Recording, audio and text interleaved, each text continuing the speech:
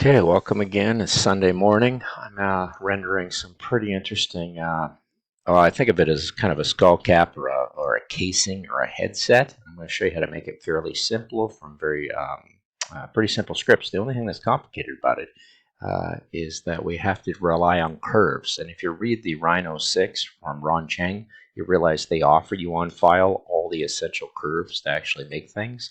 Because without those curves, you're really at a loss. If I swap this out, these curves are what everything's dependent on, and I've built those as a network of curves.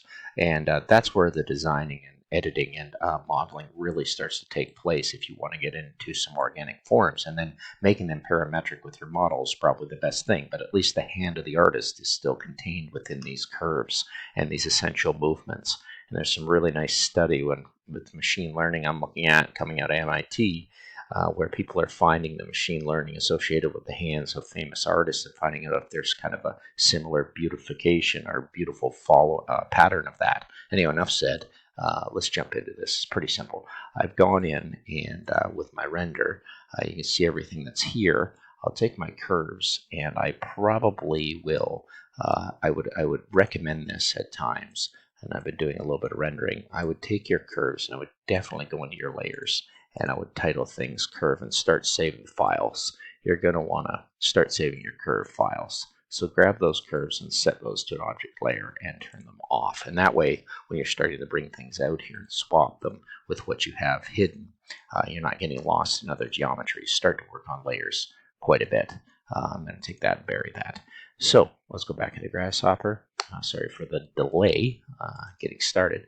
But pretty interesting. Those scripts, if I put this on, will allow me to see the curves as I pulled them in. And I've internalized them into this Grasshopper script. So although I have a file and layer for a 3DM file, I also have everything internalized here that I can extract and see what those curves actually were. I merged them in a set order where I can add to the beginning and the end of them. So that's a good technique. And you put them into your surf network. And that's where you start getting some beautiful surfaces. That's about the extent of it. I simply took a mirror tool over to the other side. I divided both surfaces. And in dividing both surfaces, this seems essential to me. I bring out the points and I flatten them and I create new surfaces from them.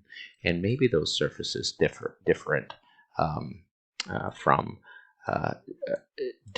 from this to this. They slightly change a little bit, but it does access through these surfaces. I guess I could just input those, but then and the mirrored surface and see what it does differently. But I like to kind of unbuild, have control over my UV count, change things. And even though I'm not doing that here, I could start inputting it. And it allows me to have a little more effect on what I'm doing than what I'm offered in the network surfaces. Maybe that doesn't make sense to some people, but it does to me. What I do is I take half of it and I run it through a script that I have in one of my snippet tools, which is basically Extrude Surface 2. And I'll bring that in, and with a little bit of minor adjustments, I'm basically taking the surface 4 times. I'm putting the surface in here into Evaluate tool. I'm putting the surface in at curve closest point. I'm putting the surface tool into the base direction on the extrude. What you have to do is to feed into the ISO trim, and I will do this for you, even though I usually do this. Bring in my bifocal plugin. So you can see I'm bringing it in reparameterized into an ISO trim, and I'm dividing it to find the dead center of that surface. So if I find that evaluate surface, I'm actually evaluating right in the center of it. Okay, I jumped in here and I was just trying to figure something out and I was having a little trouble. When I grabbed that surface there, and the larger surface is, okay, this one here. If I grab that surface there, you'll notice I want to grab that point right there because that will be the end corner. And I think 2 was actually right. Let me just go back. There it was. It was 2.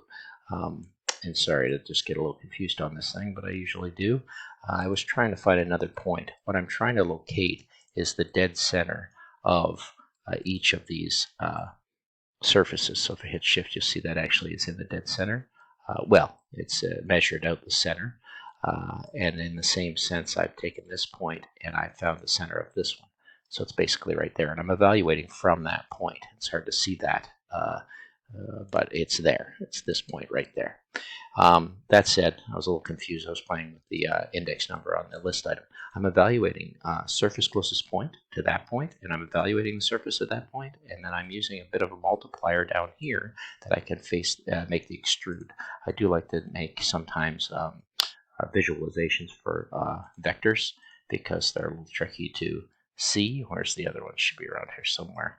Got lost. Yeah, this one and this one. I should have both vectors there in the direction of where we're going from that evaluated point. And if I change this, you're going to see I start to move where that evaluation point is taking place. One thing about the MD slider, it's hard to return exactly to what you want, but you just zoom in and you can do that.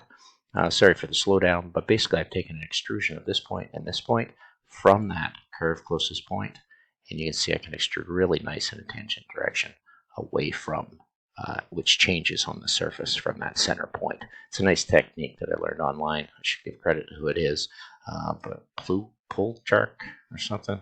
Anyway, pretty good tool. So that's it. You've got some very interesting curves over here that you've kept on your curve file that build some really nice geometries in good old Grasshopper. And I think that's a pretty good demo. So thanks so much for watching.